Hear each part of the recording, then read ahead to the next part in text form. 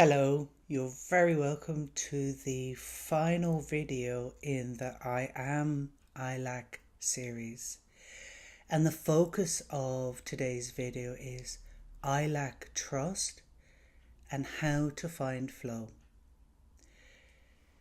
So if you're new to this channel and to this series of videos, my name's Anand. I'm an emotional wellness and embodiment coach. And I support those way down with inner struggles so that they uncover their inner richness. And I mentioned about 2 weeks ago in one of my videos about how freedom is, for me, the ultimate inner richness, but very close behind it is freedom's counterpart of trust. I nearly would put them side by side. I think that trust, or I feel that trust, is a vital inner richness. And many of us struggle with trust, whether it's trusting others or trusting ourselves or trusting life, or we find that the world and life is a difficult, dangerous place to be in. And particularly in these days, it's really quite something. There's a lot going on that enhances the fear and the lack of trust. And, whether it's men against women or wars or geopolitical upheaval, whether it's climate change, it's immigrants versus people in the home countries, left versus right, all of that creates this distrust, this us and them, and it erodes trust in life. And I would like to offer and invite you an alternative viewpoint that you can trust regardless of what the hell is going on in the world.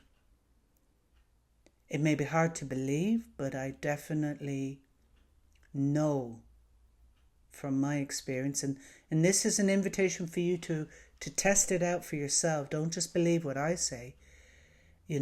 I'm sharing an experience I have of finding trust, finding flow in a world that doesn't seem very safe or inviting. And I'm going to get a little personal actually here right now to share where I've come from and where I am, and along the way how perhaps this can support you to explore for yourself. Can you find trust in a world that tells you it's deadly and dangerous and harsh and uncaring and all of those other things? So I was raised in a way that I was told that the world is a dangerous place, and I was treated in a manner that the actions of the people that raised me was, we're doing this to make you tougher for the world. They physically and verbally and emotionally abused me. My parents did this, and their justification was to toughen me up for the world. In actual fact, it had the opposite effect on me. It made me I became traumatized, and I have worked through all of that, or I've worked through pretty much all of it in terms of through therapy, through meditation, through various many processes. That was how I needed to break free. But this this ideology that I was taught, the world is a dangerous place. Yeah, you can see it in one way. You can look at the world and it can be absolute utter hell. Or you can say, is that absolutely 100% true? The world is 100% dangerous and awful. And the truth is, no, it's not. Find out for yourself, get the evidence there of actually nice things happen. And I did talk previously in a video of how I first began to challenge my own negative thinking of the world is an ugly, dangerous place, nothing nice happens. And I shared that I would write down a nice thing that happened to me in that day. And the more I noticed it, the more nice things happened. And that's the knack. That when you start to challenge an ideology you were conditioned into, and you go, is the world dangerous? Start noticing the nice things that happen to you. And the more you notice the nice things, the caring things, the beautiful things, the joyful things, the more comes your way. I know this. I had a PhD in misery. My name, my sannyasin name, this name that I go by, Anand, means bliss.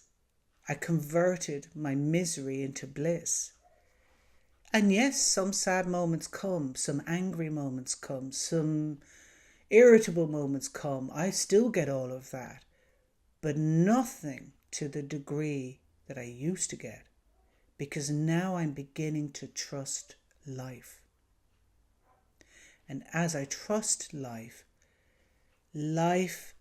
existence creates this flow.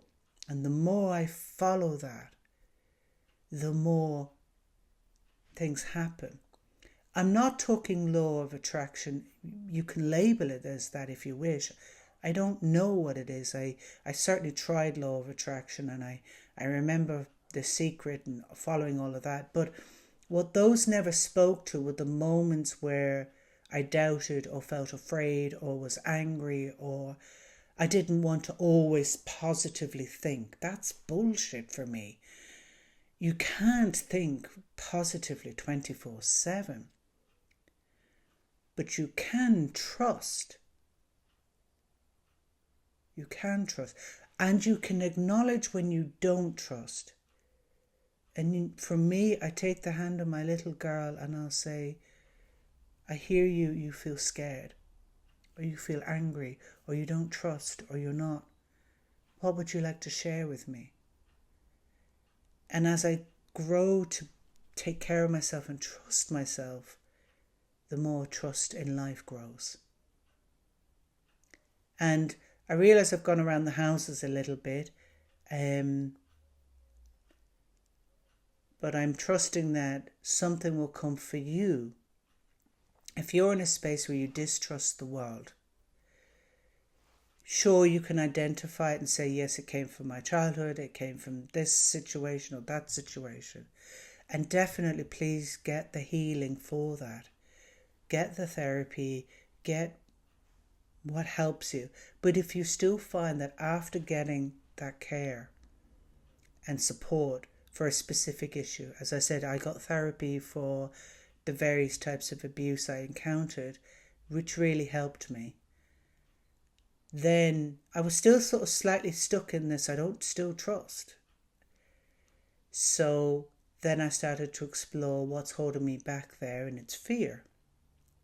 So then I would feel into the fear. I'd hold the fear. And the fear stopped consuming me so much.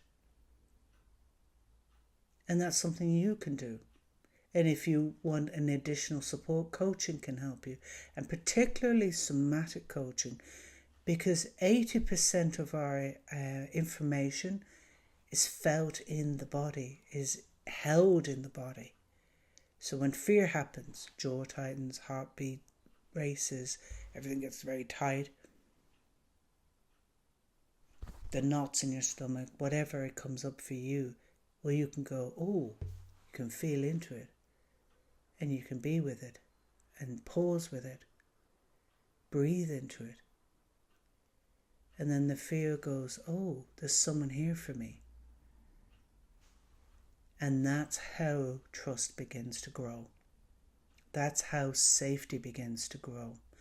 And for me, I don't know if this is going to work for you, but for me, I'm very drawn to beauty. So when I see beauty in nature, in the sky, in animals, in laughter around me, in those things, in art, in literature, in music, I fill my life with as much beauty. That also helps me build with trust. Not everyone is moved by beauty. So for you it might be truth, or for you it might be integrity, or it might be something, a value that will help you anchor yourself and again build on that trust. So maybe for you, truth. So if you commit to a path of truth and you find truth around you or within you, that can help build your trust. So these are just ways that you can build trust. And as you build trust, a natural thing happens where your life becomes more of a flow.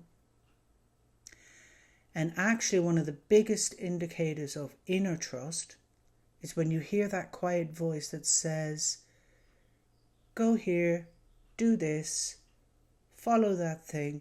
There's a little voice that quietly speaks to you. Sign up for that thing, talk to that person, pause, don't travel at this time, go at another time, or whatever. This quiet voice, that's when flow arises, because if you follow that voice and trust it, magical stuff happens. And I know this because it's happening. It's been happening for me. And again, I invite you, test it out for yourself. Don't just trust what I say. See for yourself. Okay, and you might say, well, I don't hear that voice very often. Well, it can sound like your own voice, but it has a wisdom that maybe you think, God, where did that come from?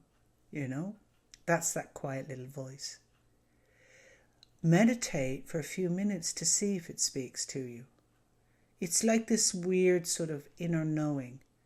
And when you start to tap into that, flow happens.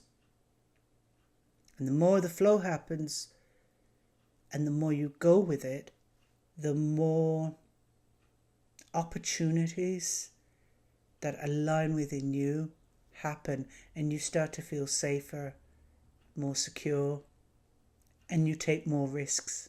It's a weird paradox. You have to make the first step to show that you trust, and then the shit happens. Is the only way I can describe it. You've got to take the jump first, the investment first there. And you'll hear this again and again. Different people speak about this. And I used to be like, yeah, no way. But actually, it does. So I invite you to play with this, to first start noticing the nice, kind things. Start challenging and questioning this viewpoint that you were told the world is dangerous. I also, on a very, very practical level, I would recommend that you limit your exposure to certain types of news and content that spikes up your fear. Because I've actually noticed that when I watch or read content that's just negative, it really starts to affect me, and I notice that my trust barometer goes down. So on a very practical level, if you do nothing else in this video, limit how much negative news you watch and how much negative content you read. That gets you into that argumentative and reinforces the world as a dangerous, harsh place. Start to reframe or reorientate yourself towards also the beautiful aspects of life. It's not saying ignore the bad stuff, but integrate more of the beautiful, the good, the kind, because it's there. If I look with one eye, I will only see from one eye. If I see with both eyes, I see the beauty and the ugliness. The beautiful smells of roses and the smell of silage. I live in the countryside. It's strong smell. But if I just go like this and only smell the silage, my whole life is just going to be about silage. And then if I do this and I only smell the roses and I ignore the silage, it's like, well, the silage is manure that helps things to grow. I get a very limited view of, it's nauseating, too much roses, do you know? So you've got to get the balance between both. So yeah, play with this. Play with seeing the beauty and the ugliness, the light and the good, both of them. And then see how you can trust and grow in self-trust, grow in your own inner knowing. And then from there, listen to your inner voice and follow what it says and see what happens. And if anything mad happens, do let me know in the comment box below. I'd love to hear your experiences. Thank you. And this is the last of the I Lack series. And starting next week, we'll have new content. See you then. Bye-bye.